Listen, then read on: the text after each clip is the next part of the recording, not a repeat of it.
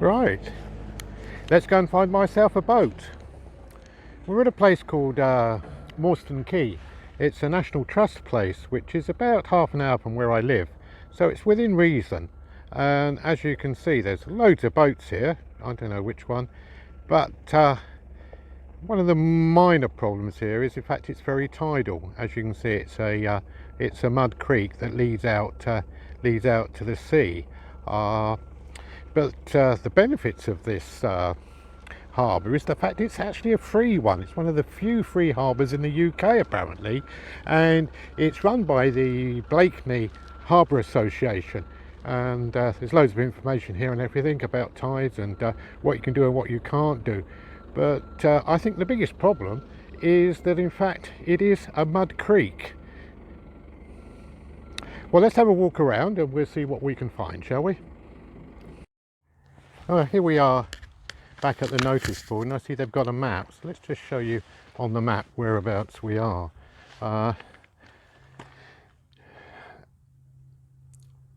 That is Morston Creek, and as you can see, it's down here where we've just walked from, and the stream goes out here until you get into this area here, and apparently this is where you can get your swing mooring from, which doesn't look too bad, but again, there's not much water in it. And then to get out to sea, obviously you can go out through the channel past the seals and out and the world's your oyster, as they say. Well,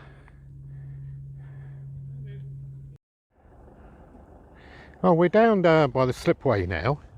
As you can see, obviously this is where they launch all the boats. So I think if I was to buy a boat that I could trail and launch off a trailer, this would be an ideal spot. But unfortunately, as you can see, at low water, there's no way you could launch. There are a few people that leave boats here, so possibly we could look at getting a boat that we could leave here for a little while. Anyway, let's carry on looking, see what else we can find.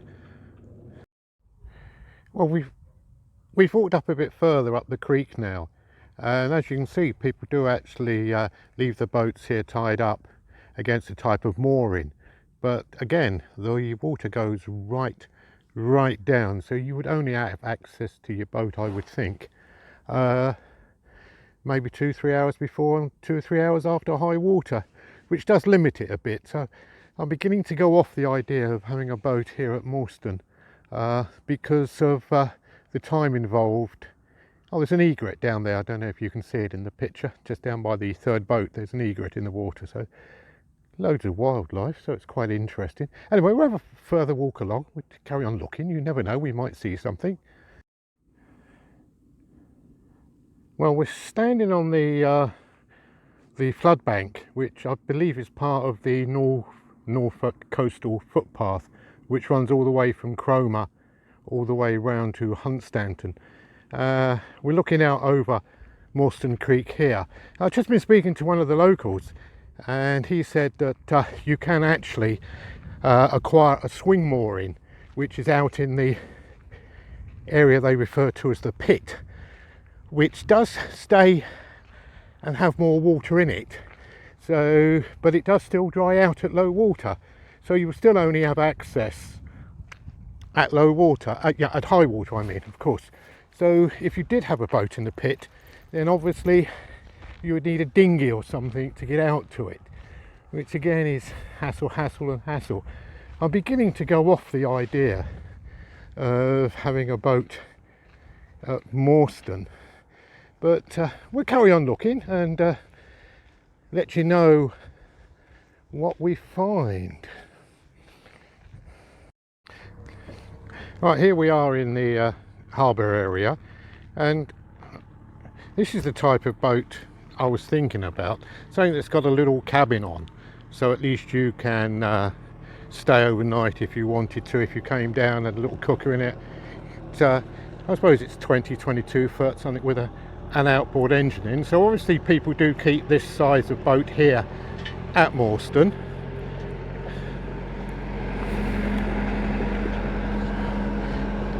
So that's quite nice, isn't it? As you can see, it's got an outboard and got a cabin and everything.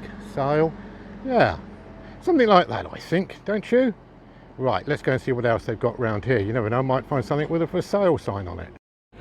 Well, we've just come across this one here in the yard, which is a lot smaller. What the tractor's doing is, I think that he's bringing all the boats out and they're going into dry storage for the winter, I would think. So obviously that tends me to think that it's possibly not safe to keep a boat in the winter out in the pit area, even though it is sheltered from the sea. I suppose it still gets quite dangerous. That's a little bit smaller than the one we looked at earlier, which is over there, but still interesting. Something like that. It's got a little cabin so you can store stuff in, so you don't have to bring everything with you every time you come. Let's carry on looking. Right, well, here's number 3. Now that is what I would call the ideal size. I think it's about 22, 24 feet long. Needs a bit of work doing. It's a bit of a doer-upper, but we don't mind that. It's bilge keel, so it looks quite good, doesn't it? I wonder if this one's up for sale, because this one would be ideal, wouldn't it? You could keep it here, and yeah, not bad at all, I don't think. Needs a bit of work on the rubbing strips down the side. Hole could do with a bit of work doing on it, but it's not too bad, is it? Let's have a look at what's it like at the back. Oh, it's got a place for the outboard. Very, very rusty. I don't think it's been in the water recently, has it? Look at the rust on it. But well, I don't know. It's something to play with, isn't it? Very interested. Right. Well, we'll carry on. Just have a look at a couple more, and then I think we'll wind up on this trip, shall we? Oh, here's a nice collection of types of boats. So there's something there with just a sailing boat on its own. There's one with a little cabin on the top, which is ideal. There's a motorboat there. I think I would prefer something that I could sail than a motorboat.